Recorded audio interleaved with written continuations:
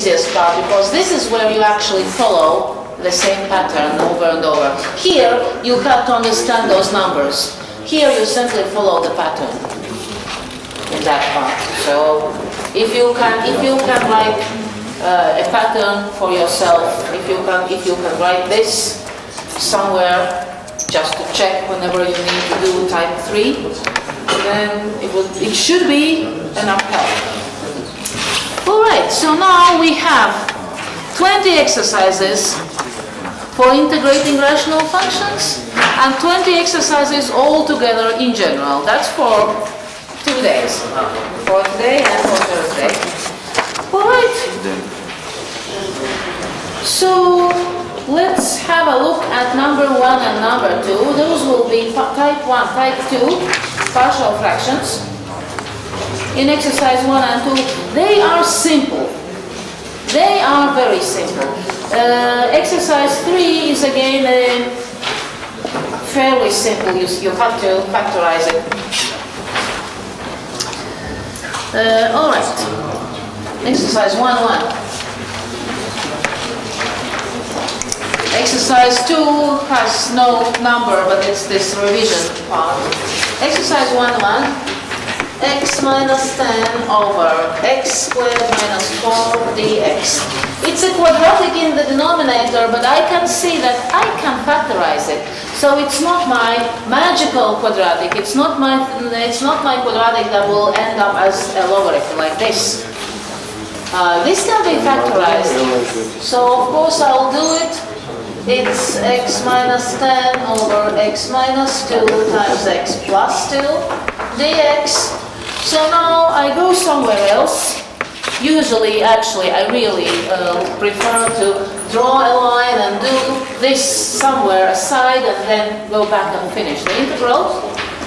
So I need to do a over x minus 2 plus some constant b over x plus 2, and it should be exactly the same as x squared minus 4 and x minus 10 in the numerator.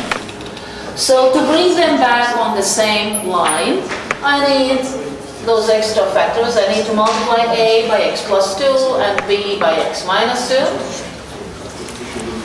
So I have a times x plus 2 plus b times x minus 2.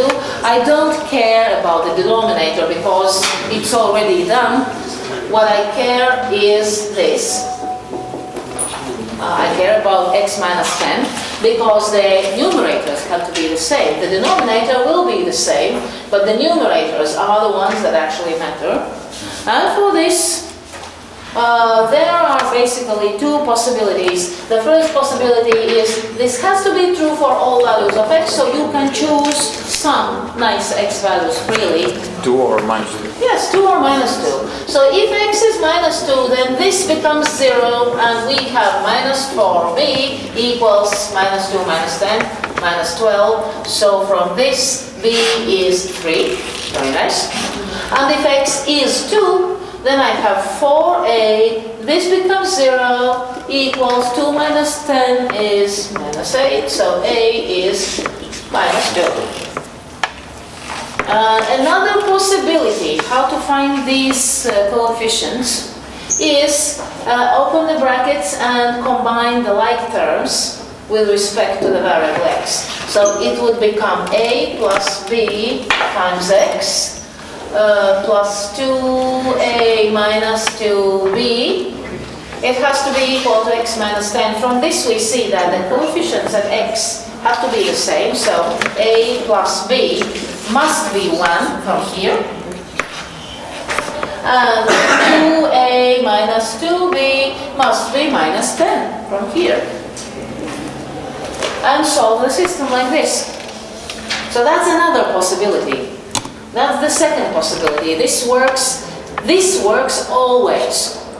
Even if you can't find nice values for x, if you have quadratics and quadratics and quadratics, this method works always. So you combine like terms separately for x squared, separately for x, separately for plain numbers without x.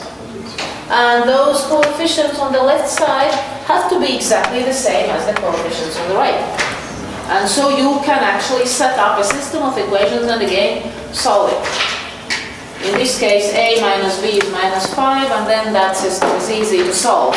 It would, of course, it would give you exactly the same values of a and b. So from this you can get those solutions. So what I have here now is integral of a over x minus 2, but a is minus 2, so it's minus 2 x minus 2 dx, plus the second integral of b over x plus 2, b is 3, so it's 3 over x plus 2 dx. And as we should remember by now, these are logarithms. So it will be minus 2 ln of x minus 2 absolute value plus 3 times ln x plus 2 absolute value plus 1. That's the answer. That's the answer. It is possible to write it as a single logarithm, of course. It is possible to write it as a single logarithm. X plus 2 cubed divided by x minus 2 squared. So if you know logarithm properties well, you can write it as x plus 2 cubed divided by x minus 2 squared, like this.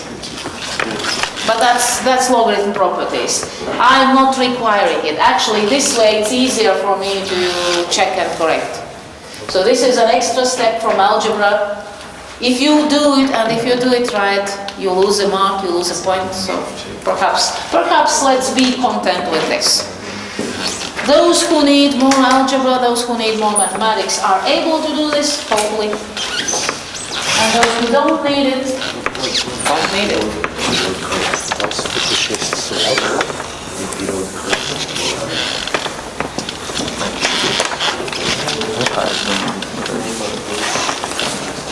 Oh.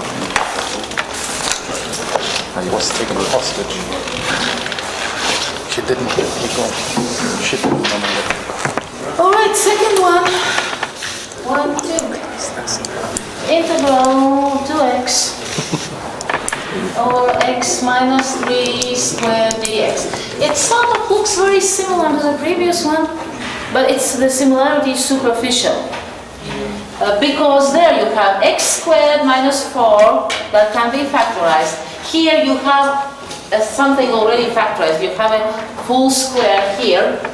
But of course it's not really type 2 because we don't have a constant up in the denominator. We have 2x. We have the variable x in the denominator. So I suspect that we will have this become a sum of 2 elementary fractions. So to do the 2 elementary fractions, 2x over x minus 3 squared. Because I have a power, I don't have a single factor, x minus 3 times something else. I have x minus 3 times itself, a double factor. Because of this, it has to be type 2. So it has to be a over x minus 3 type 1 plus b over x minus 3 squared. Because this kind of factor x minus 3, multiple factor, in this case it's a double factor, it's squared, it has to resolve itself into type 1 plus type 2. And if I have a cube instead of a square, I would have type 1, type 2, and another type 2, x minus 3 cubed. If I had x minus 3 to the power 4, I would have 4 fractions. The first one would be type 1, and the other 3 would be type 2. You said each power increases the number of times you have to do Yes. Yes. Exactly. So yes, we can try at some time. We can try to do a cube. Did you have a cube there somewhere?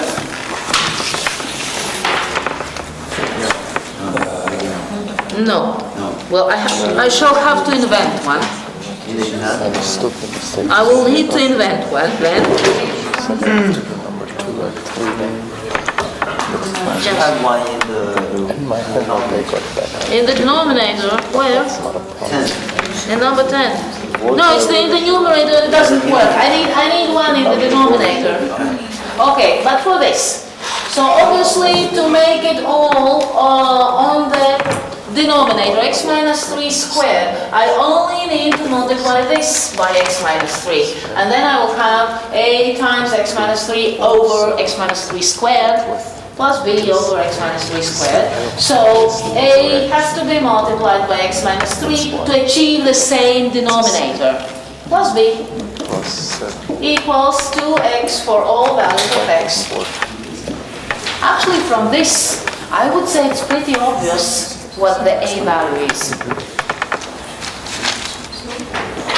A value, a has to be 2, because otherwise there's nowhere else to get the coefficient for x. Only here, the only place where we see x times anything at all. So we could actually guess fairly well that a must be 2 from this. So I could say ax minus 3a plus b is equal to 2x. From this, I see that a is 2, but normally when I'm solving this kind of integral, I don't even write this line because I can see it very clearly. And then we can choose the x value. For example, x is 3, which means a times 0 plus b, so it's just b equals 6. That's all. So this kind of equation is easy to solve. This kind of problem is not bad. Why did you use the x minus 3 square under the b? Because that's a rule. Because if I have a multiple factor here, I have to resolve it into, well, multiple fractions.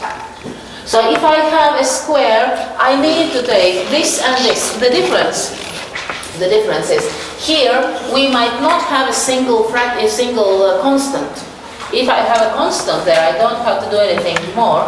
But type 2 fractions must have simply a constant there without an x. So I have to. So actually, this type 1 fraction provides that x. See, because of this, we get the x there. But I really have to invent something about the cube. Well, I'll invent one in a few minutes. I'll finish this. So I have a is 2 over x minus 3 dx plus the other integral, which is 6 over x minus 3 squared dx. So this will be 2 ln x minus 3. And this is actually the power minus 2. It is x minus 3 to the power minus 2. Okay, I can write it more slowly. I can write like 6 integral x minus 3 to the power minus 2 dx. But because I want to integrate this, okay, I can write this, or I might not write this. I can just remember that this will be the same. I don't have to write this always. You can even just remember that it will be the same. So what we have is 2 ln x minus 3. Okay, add 1, it becomes minus 1. And then you have to divide by minus 1, it becomes minus. So it's minus 6. And x minus 3 to the power minus 1 is simply x minus 3 in the denominator. Plus constant.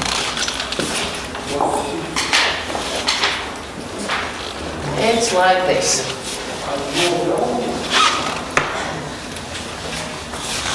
The thing is, I can't do without x minus 3 squared because I have that square there. So it has to appear somewhere. I need this to make sure that I have x in the denominator, for example.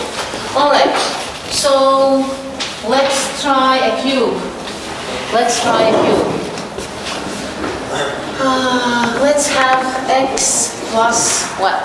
2 cubed dx, and let's have something there. have no idea what I might put there. This is a cube, so I can even have a quadratic up there. It will still be a proper fraction because I have a third power here, so I can use a second power there to make it proper fraction still. So, okay, x squared minus 4 perhaps. No, not minus 4 because that would simplify something. X squared minus 9. Also, okay. Yeah, no. I imagine this. I just invented this example. I don't know if the numbers will be nice. They might not be. We'll see. We'll see. So it has to be number A over x plus 2 plus number B over x plus 2 squared plus number C over x plus 2 cubed. In other words, we follow this pattern. If we have a higher power there, we follow this pattern until we reach the highest power.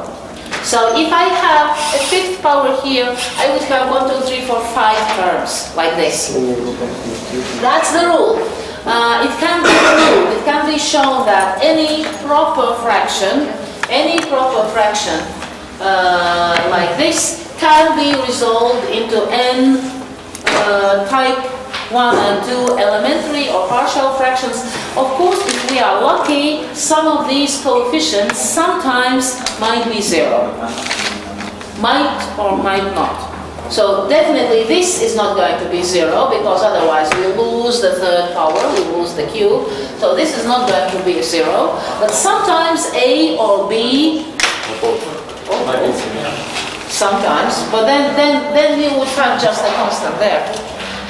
Okay, so it has to be x plus 2 cubed x squared minus 9. As I said, I don't know what's going to happen there. The numbers might simply turn out to be not so nice. Well, then there will be fractions. Okay, so I need an extra factor, x plus 2 here to make the denominators the same, and here I need x plus 2 squared. So what I have here is A times x plus 2 squared plus B times x plus 2 plus C has to be identically equal to x squared minus 9. Alright, this is again not so bad because it's fairly easy to see that A should be... No. 1. Because the only place where I can get x squared on the left is this. X squared, A. So it's pretty obvious that A will be 1 from this. So A is 1. That's one thing. Another thing is if I use the very nice x value of minus 2. Minus 2.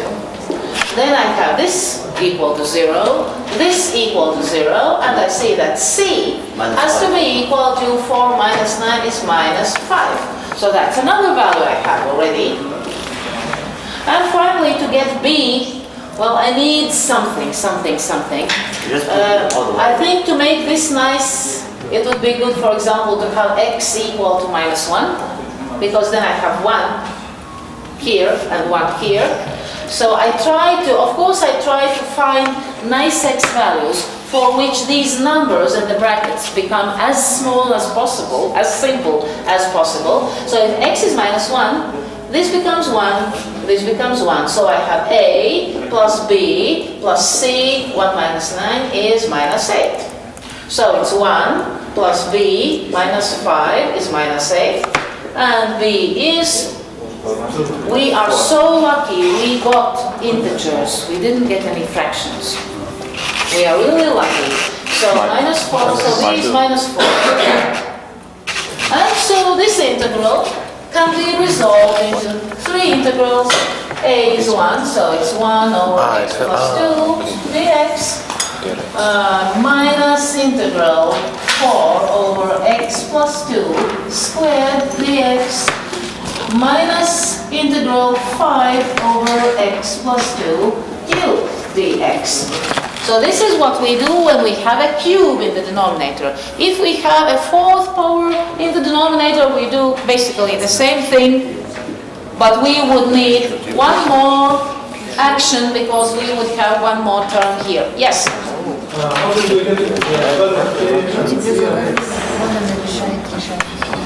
This?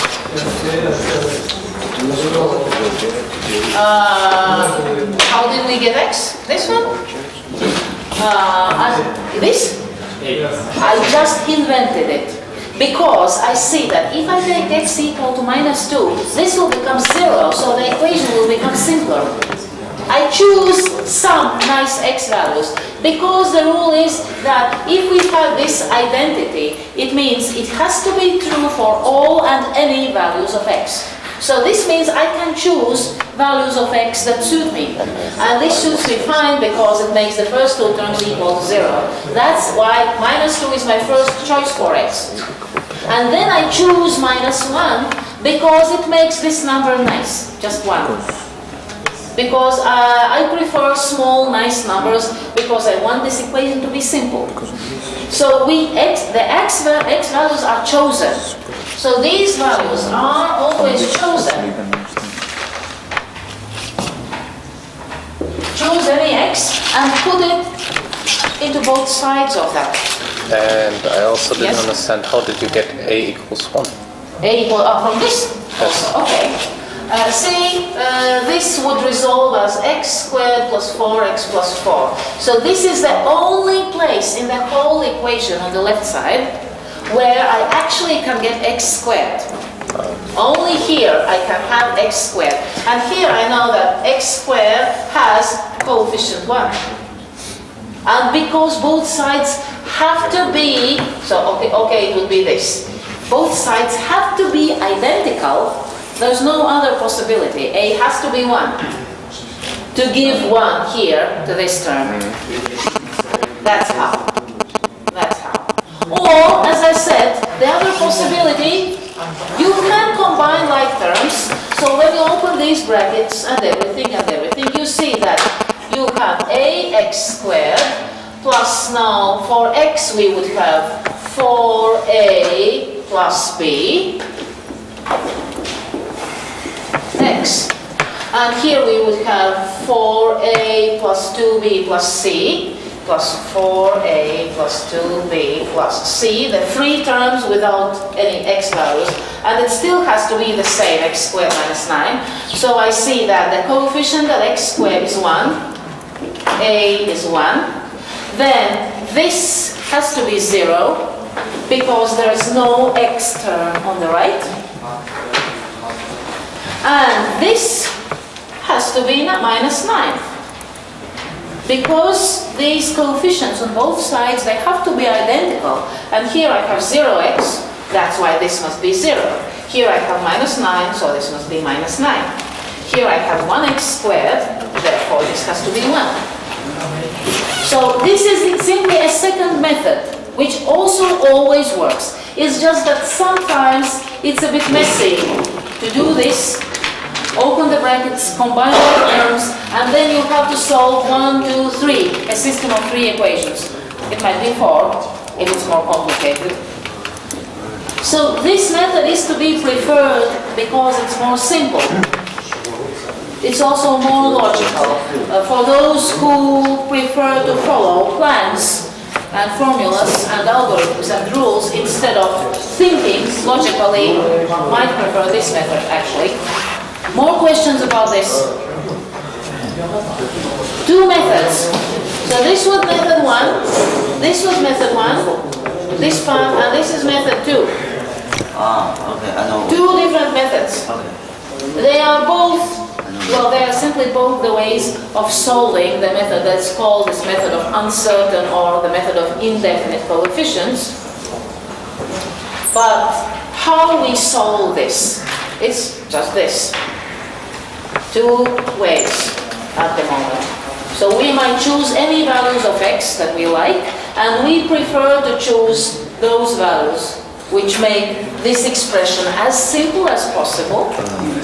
Or we might open everything, open all the brackets, combine the like terms.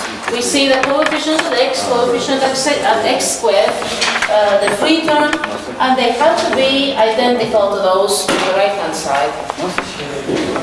So you may choose whichever method you prefer, whichever you find more easy, more logical, possibly. I can understand that there are several different types of thinkers, and some people prefer this method and some people prefer this method. 1 divided by tangent square. Alright, so now to integrate it's ln of x plus 2, absolute value, minus 2, exponent minus 2 means it becomes minus 1, and divided by minus 1, so now we have plus 4 over x plus 2. This exponent is minus 3, when integrating it becomes minus 2, so now we have to also divide by minus 2. Divide by the new exponent. Remember, this is x to the power a plus 1 over a plus 1. In this case, a is negative. In this case, a is negative. So again, you may want to rewrite this as 5 times x plus 2 to the power minus 3, so that you can apply this formula. You may want to do this. But I understand that there are quite a few people who will be able to integrate this just by looking at this and thinking of this perhaps, but not having to write it down. But yes, you can write this as, okay, integral of 5 times x plus 2 to the power minus 3d, okay, x plus 2, and go from there. Using this. So anyway, what we have now is plus 5 over 2x plus 2 squared, and plus the constant of integration. So this is how the cubes work, and I'm surprised myself that I managed to invent something that gave you nice coefficients. That's a bit of surprise to myself. I didn't know what was going to happen. I simply invented something. All right. So this is how we deal with multiple factors in the denominator. A multiple factor in the denominator, a power of a factor in the denominator means we have more elementary fractions. One of them is type 1 and the others are type 2. Okay. Number 3 is something you should be able to do by yourselves because x squared minus 5x plus 6 can be factorized. Number 4, similarly, x squared minus 9, very similar to number 1, can be factorized. 5 is actually very, very simple, but you have to notice that this is an improper fraction. 3x plus 5 over x minus 5, or x minus 3. So 3x plus 5 over x minus 3 can be simplified. I'm not writing the integral at the moment because you will be able to integrate by yourselves. I still hope. So 3 times, I prefer to have x minus 3 because I have x minus 3 in the denominator. Now, again, think back, 3x minus 9, but we need plus 5. So I think like this, but I need plus 5, so I have to add, no, not 16. 14. 14 minus 9 is 5. That's a very common mistake. That's a very common mistake. The things with 9s and 11s. You know that you have to change the last digit by 1. But do you need to increase? Do you need to decrease it by 1? I know. That happens.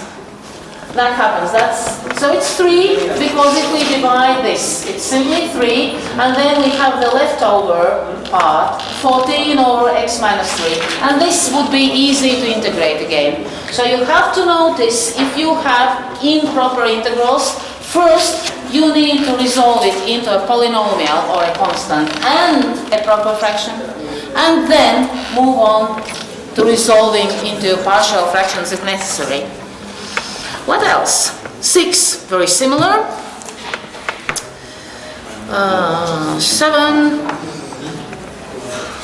can be factorized. 8, type 2. 9, simplified, it's improper. 10, simplified, it's improper. 11, that's where you got stuck. Oh, yeah. So, alright, so perhaps we should look at 11 or 12, because 11 and 12 involve type 3. So how do we do this if we have type 3? Then 13 is type 3, pure type 3. 14 is a pure type 3. 15 is a pure type 3. So there are many examples that have purely only type 3. So I'll show you, well, 12 probably looks more complicated, looks more difficult. So that's what I'm going to show you.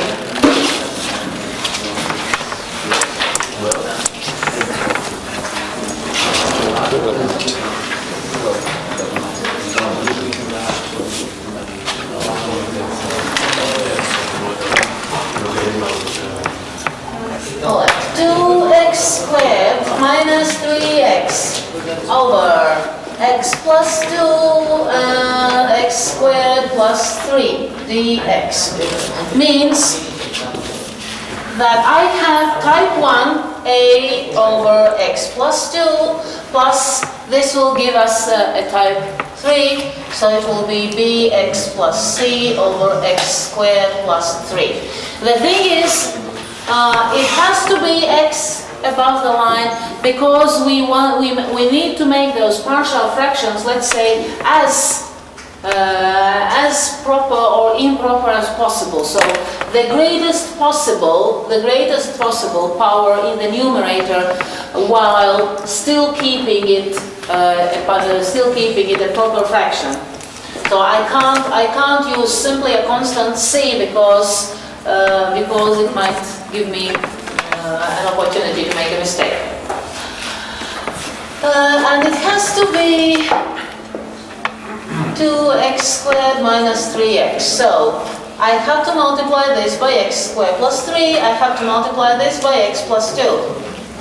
A times x squared plus 3 plus bx plus c times x plus 2 must be 2x squared minus 3x.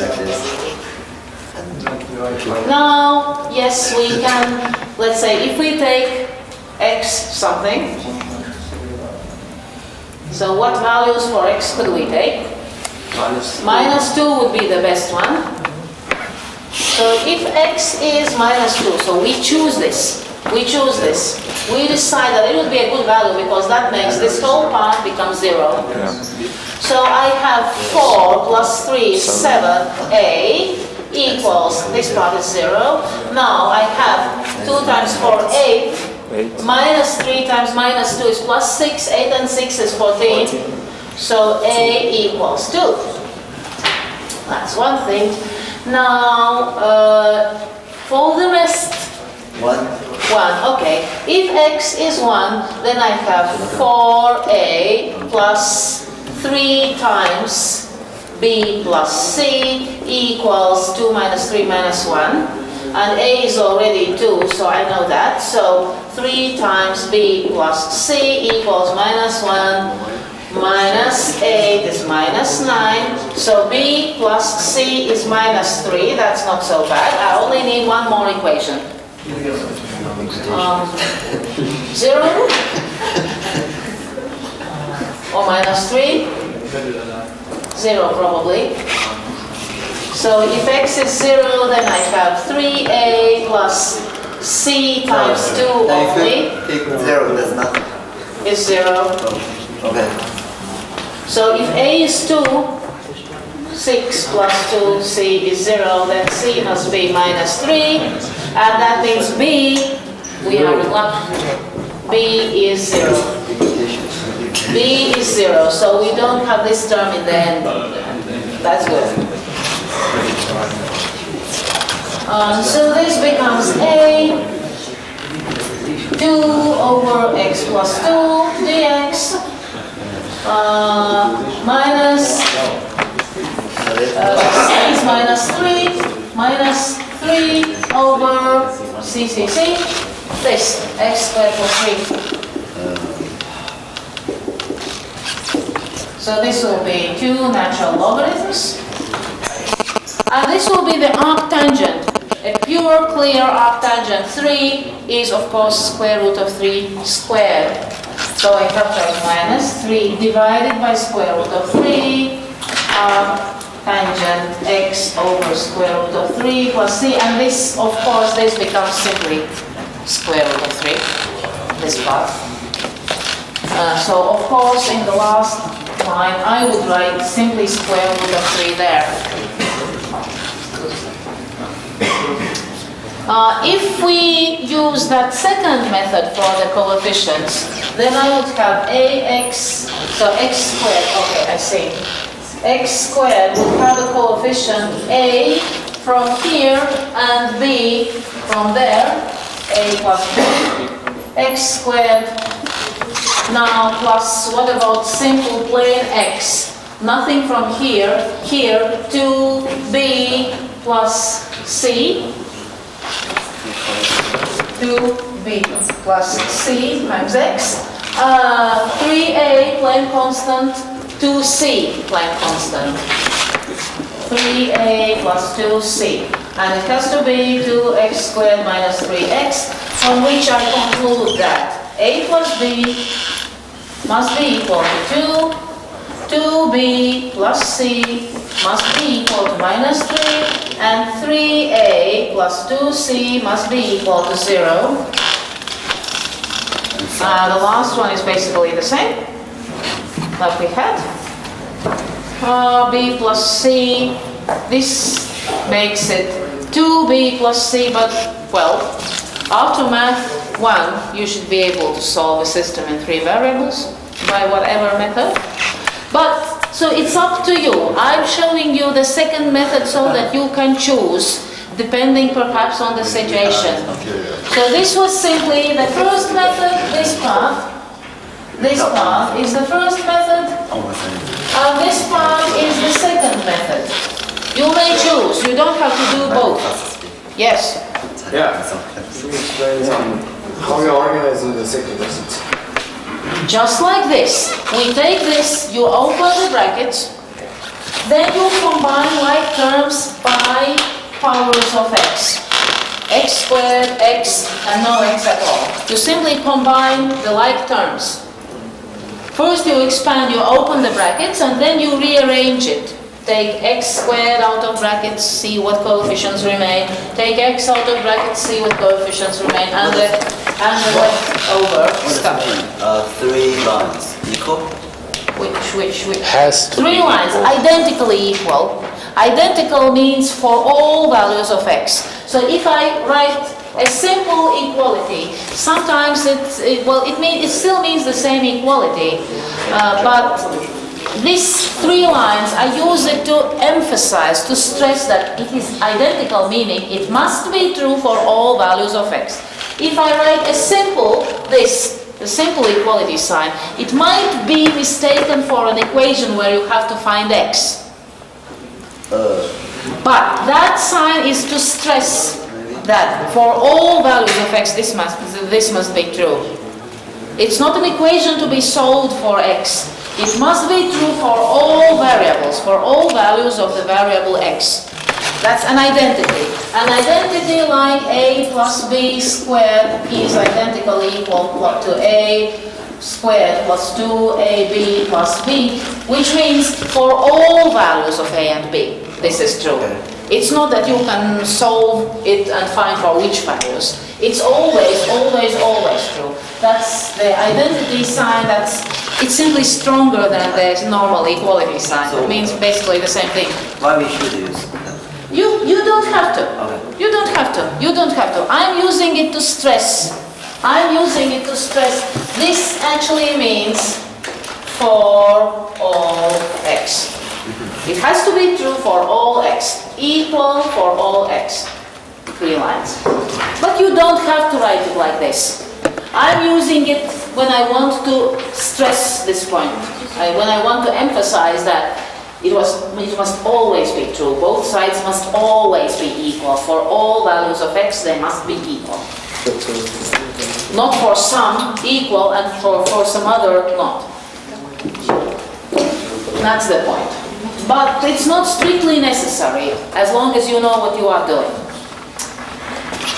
Okay, so actually this exercise 1 is a simple one. And then you have the second exercise, indefinite integral with revision, text practice questions and so on. I think when I emailed stuff to you, I did add the solutions for both parts. Okay, so now you can look at these and if necessary, tell me which one I should show on the board again, or something else, something new. For example, sometimes the difficult part might be integrating this type 3 fraction when the coefficients are, well, the coefficients simply seem not nice. And I have some, let me see if I can find some extra integrals to show you. Should be there.